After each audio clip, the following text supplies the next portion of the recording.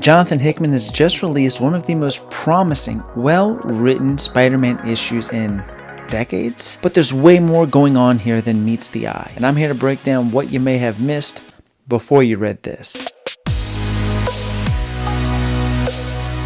What is up, guys? Welcome to the Paper Chase channel. As we are all probably on the high right now of Ultimate Spider-Man issue 1, this video is going to be a bit about that, but mainly the weight and gravity behind it. There are a few things that led up to this issue that can make it more enjoyable for you if you know everything that is at stake. So my goal here for you guys today is to really just give you a breakdown of the biggest bullet points. That way you can fully emerge in the Ultimate Universe going forward. Now, Ultimate Spider-Man 1, written by Jonathan Hickman, is doing insanely well, and yes, this issue is beautiful because of its simplicity and how it really just concentrates on the story and character of Peter Parker. But what about everything else that was going on in the issue? Kingpin taking over Daily Bugle, the attack, framing Tony Stark, Iron Lad, not Iron Man, giving Peter Parker the crystal ball at the end that encapsulated the radioactive spider. Where did all this start and where did all of it come from? So if you really want to dive deep into Ultimate Spider-Man number 1, this is where we start. So after the last giant clean slate of what was Jonathan Hickman's Secret Wars, we now find ourselves in Ultimate Invasion issue number 1. The importance of the first issue is basically who the Maker is, how he got out, and what his plan is. The Maker is the 616 version of Reed Richards' Mr. Fantastic, who is the smartest person in the universe, but the evil version. So issue number 1 basically starts off with a scene very similar to The Dark Knight, with a SWAT-like team entering a building. Eventually they get to a holding cell, and in this holding cell they find the Maker. They have some items for him, and when they ask Reed of where their money is, he gives them some allegory that goes way over their heads and continues on to mind manipulate them, because that's one of his biggest strengths.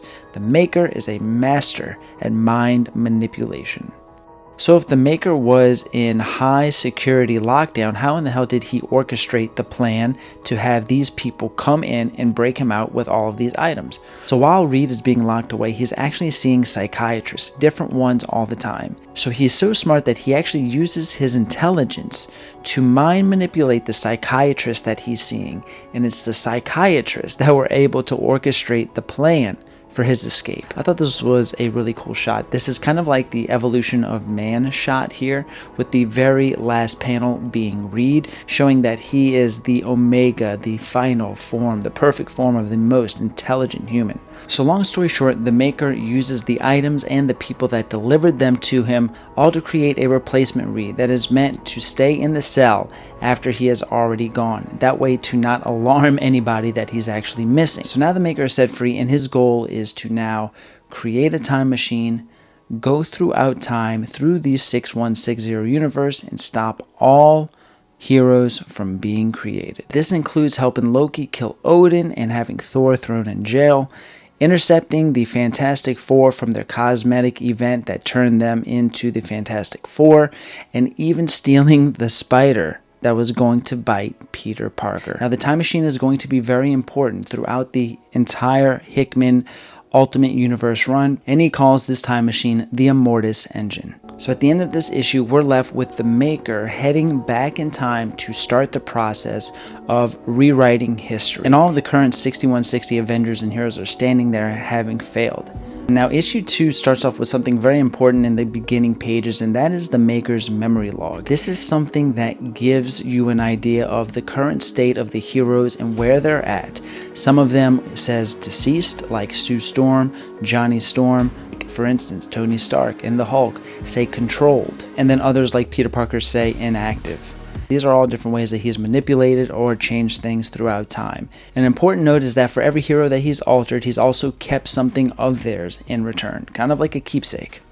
He's a psychopath. So the important thing to note in this issue is that Stark Enterprises is now Stark and Stane from Obadiah Stane, and Howard Stark, not Tony Stark, and which pretty much puts Howard Stark as the main protagonist in the Ultimate Invasion storyline going forward. So now we are in issue 2, the Maker is controlling Universe 6160 like a puppet master, and everything is pretty much to this point at his plan. Now, the biggest event that happens here is in Latveria. In Latveria, the Maker has his main location, his safe haven. This thing is called the City. It's a massive dome that he has built, and no time exists while you're inside of the city.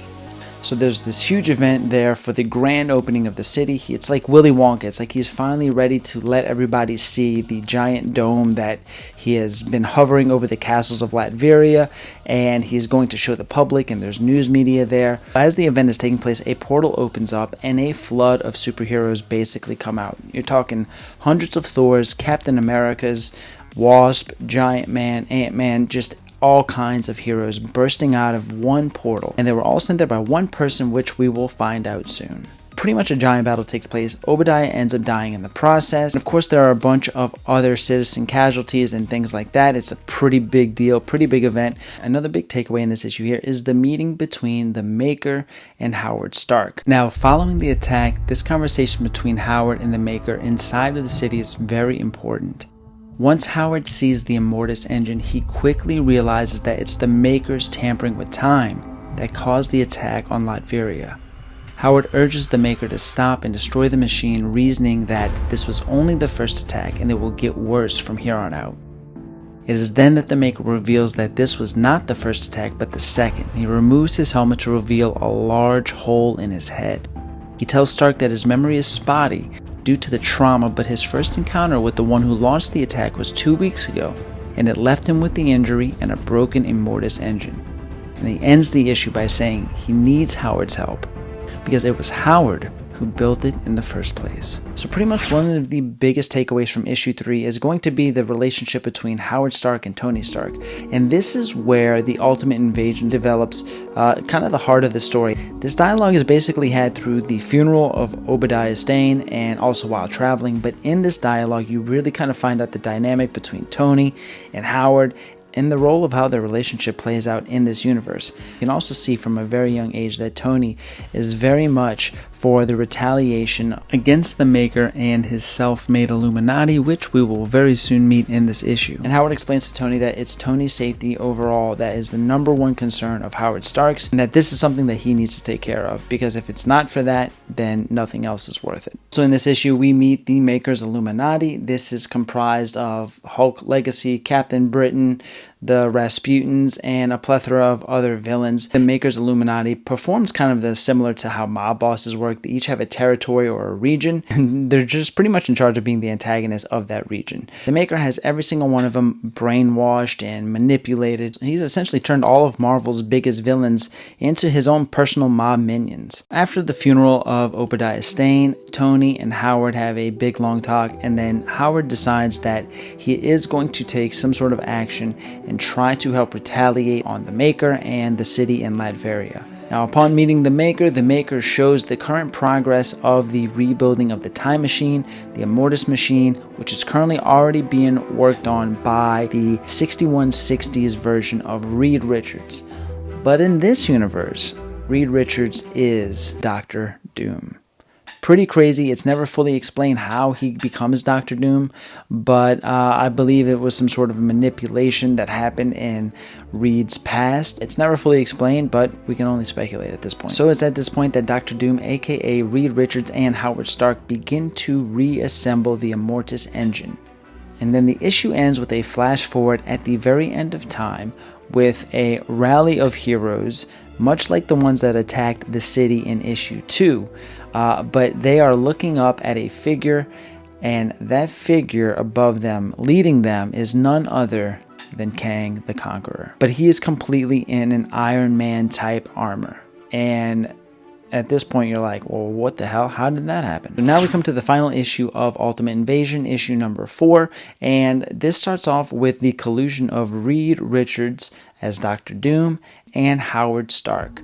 As they're working on the Immortus engine, they basically culminate a plan, and they are in agreement that the Maker is not fit to rule and decide how any of this time changing is going to go. Now in the comic, you're not really left to know what the details of the plan are. We only see as the plan unfolds, and you're kind of left to believe that all this was worked out with them in the very long process of trying to construct the Time Machine, the Immortus engine. So the time comes, the Immortus engine is complete, built by Howard and Dr. Doom, and they present the Maker with the new fully built time machine. The Maker's pretty much happy with it, and he says he can't believe he did it, and then Howard Stark says, well, no, it's not just like it, it's a copy of it. He actually did not repair the old Immortus machine, he actually copied it and made one similar. All the while this exchange is happening, Dr. Doom is now on the outside of the city, lowers down the city's shield just in time for the invasion of Kang the Conqueror. Kang the Conqueror enters in, and now it's the Maker, Howard Stark, and Kang the Conqueror, and all of these heroes on the inside of the city having pretty much an all-out war. At one point during the battle, Kang and the Maker finally meet face to face. A heavy blow to the Maker's helmet actually causes him to remember the encounter that caused his head trauma. We witness a flashback showing the Maker traveling all the way to the end of time. He wanted to see how far into the future all of the changes would last. And it was at the end of time that he ran into Kang waiting for him in the Iron Man suit. And it was this version of Kang that delivered the blow to the head, causing his trauma.